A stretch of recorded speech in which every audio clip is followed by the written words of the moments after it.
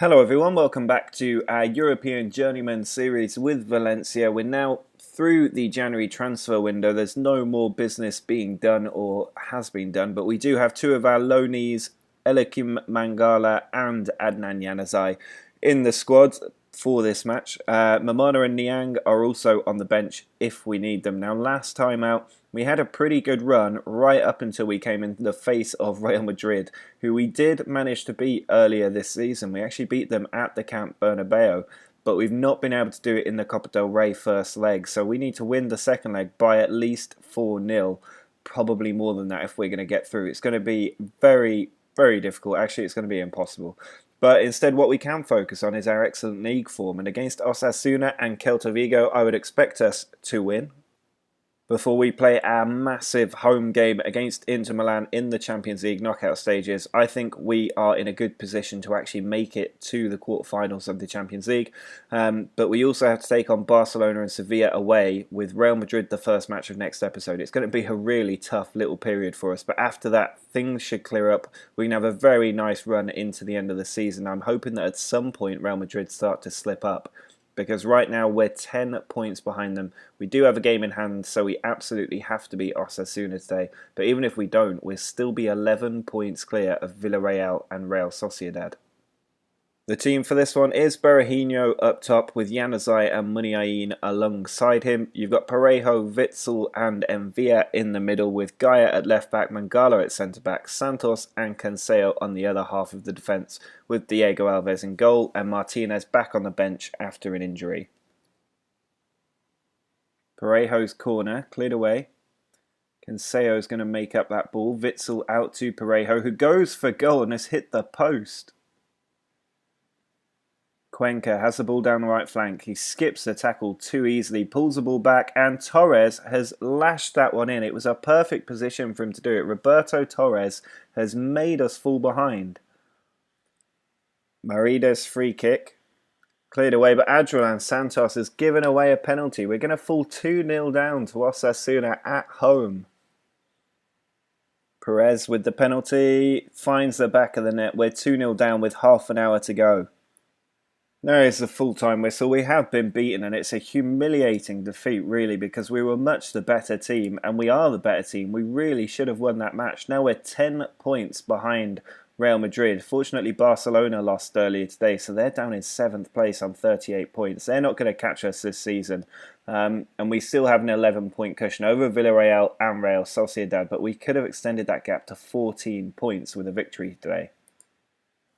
Well, there's no doubt we need a miracle today. I am going to put Niang and Berahino up top for this, with Muniain just behind them. We need to score at least 4 goals. We've got Perez, Witsel and Envia charged with supplying the balls that will allow our strikers to get the goals. Gaia, Mangala, Santos and Veza are all fit enough to carry on despite playing in that 2-0 defeat by Osasuna, which was our second defeat in a row. It's the first time that's happened this season, I think. If we have a quick look at the schedule, we haven't lost 2 in a row at any point in this season, and it could be about to become 3 in a row if we can't beat Real Madrid today.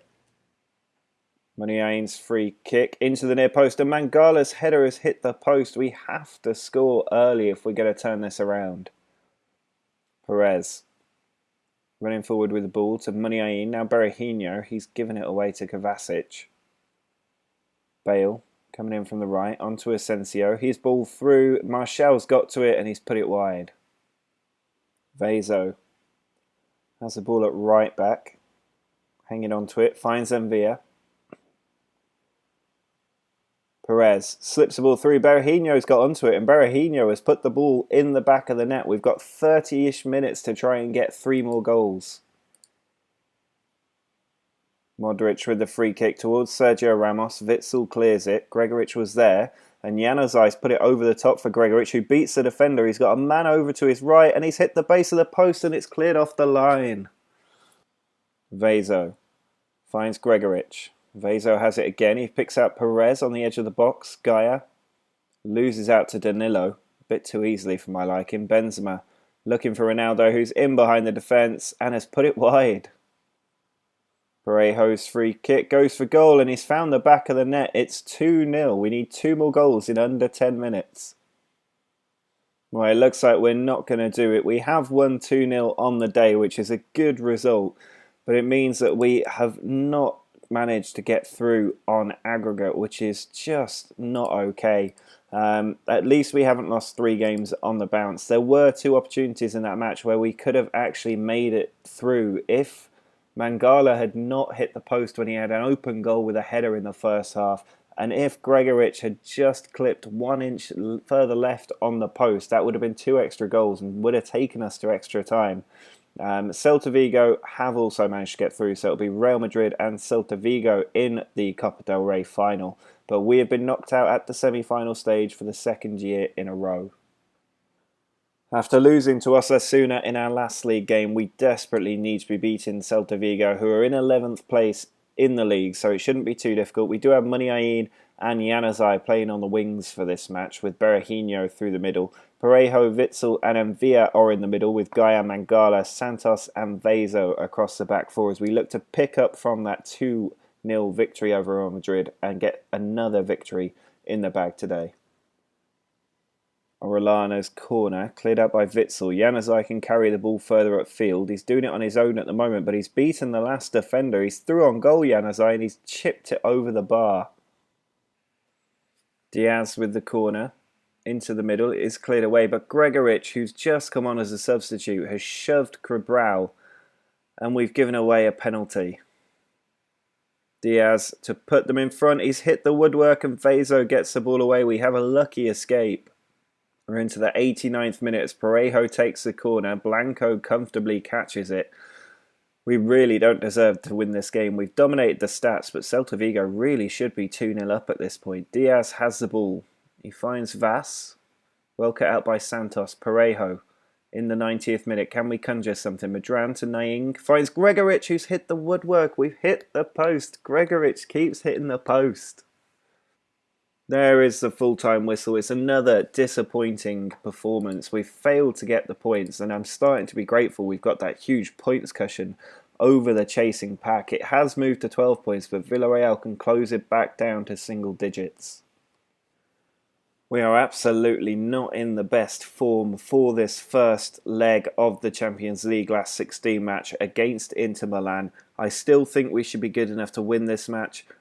We are going to have Gregorich and Berahino, the old dream team, back together again with Muniain just behind them.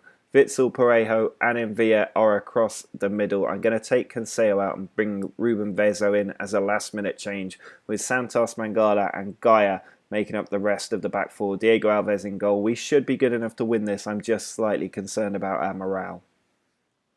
Envia bringing the ball forward. Pass it off to Vezo. He's got 2 players on him. Witsel. Gaia's in a lot of room on the left. Gregorich instead tries to pass it through and it's cut out. Here's Candreva. Charging forward. Loses the ball to Gaia, who does have the ability to attack down the left. Muniain inside. Finds Gregorich. Gaia's in a lot of space again on the left flank, but Muniain's driving through the middle. He finds Berahino, and there's a deflection on the effort that has carried it into the back of the net. Parejo over to Witsel. Now Muniain been in control of this opening half an hour, and Berahino has the ball. He was crowded out by 3 Inter Milan players. Witsel to Muniain. He's having a good game. Mangala forward to Witsel. Parejo to Witsel again. We've got Gaia in space on that left flank. He keeps finding space at the moment. Here's Witsel to Berahino. Envia to Gregorich. Finds Muniain, who carried his run, and he's dinked it over the keeper for 2-0. Muniain is having an absolute blinder of a game. Karsdorp taking the ball down the right. Loses out to Muniain. Ball forward just goes straight to Virgil van Dijk. Here's Brozovic. Muniain cuts it out. Madran forward to Niang. He plays it in behind. Berahino's got onto it. He's in behind the defence. He cuts inside and he finds the bottom corner. It's 3-0 that we lead Inter Milan in the Champions League knockout stages.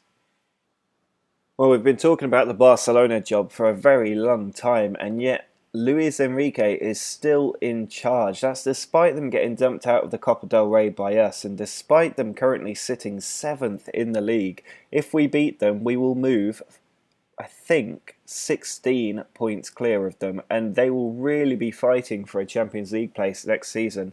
At the moment, his job still stays stable. When you go and have a look at job security, he looks absolutely fine, as if it's not phasing him whatsoever. But for this match, hopefully we can put that to our advantage, get the victory over Barcelona. We are going to have Berahino and Gregoritsch leading the line as usual, with Muniain behind them. Witsel, Parejo and Envia are the middle three, with Gaia, Mangala, Santos and Cancelo making up the back four. Digne puts the ball across, and Denis Suarez has been able to tuck that into the bottom corner. We've fallen behind inside 2 minutes. Vidal forward to Messi, cutting him from that right flank. Finds Andre Gomez. Neymar's in, and Neymar has ruthlessly put that into the top corner. There's the full-time whistle. We have been beaten 2-0. It's probably a fair result. We did match Barcelona for large sections of this game, but they were just more ruthless. That MSN front three being put to good use with Neymar's second. It means that Villarreal closed the gap on us to 9 points with 13 matches left to play, with 13 points behind Real Madrid. We're just going to finish second, I think. I don't think there's any other real permutations that can come into play, but Barcelona have moved up into 4th position. The final match of this episode is away against Sevilla. I'm hoping we can win this game and set ourselves up well for the match against Real Madrid at the start of next episode. We do have Niang coming in for Gregoritsch up top. Witsel, Parejo and Envia are the middle three. Gaia, Mangala, Santos and Cancelo continue across the back four. No real surprises in that team whatsoever. Just the switch of Niang coming in for Gregoritsch. Sarabia taking the ball down the right side of our box is deflected to Ganzo, who has scored an excellent finish there off the underside of the bar and then bouncing up and down into the net. Mashan has been played in down the left. He's put the ball across and Sarabia has arrived to make it 2-0, and we are really going through a rough patch of form. Mariano's throw has gone straight to Muniain. Yang couldn't bring it under control, and now Mashan is attacking down the left flank. Pushes the ball out wide. It's sent back in. Ben Yedder. Tackled by Mangala. Berahino over the top has found Yang, who's in on goal but can't beat the goalkeeper.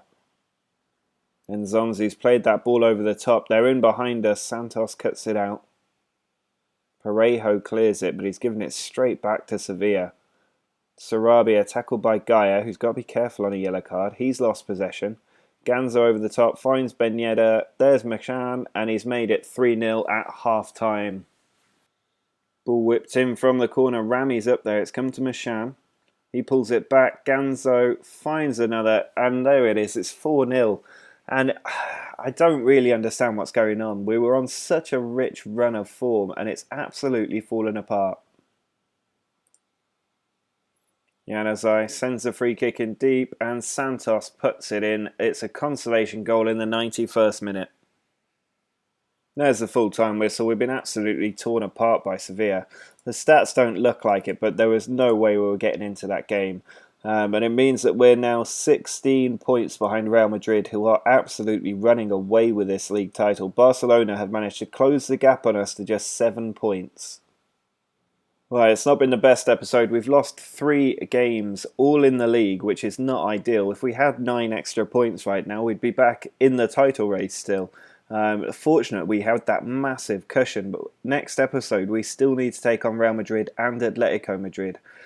So that cushion could be further eroded. We could have Barcelona just 1 point behind us, even if we win all of the other games in that episode. If we don't get something from the 2 Madrid teams, our lead is going to be absolutely eviscerated. We do at least have that Champions League game to look forward to. We should be getting through to the quarterfinals of the Champions League. We should also be beating Levante, Villarreal and Las Palmas. Not that we are on the kind of form that would make you think that. We haven't actually won a La Liga game this episode, which is just terrible. 1 point from 12 is not a good return when you're second in the league.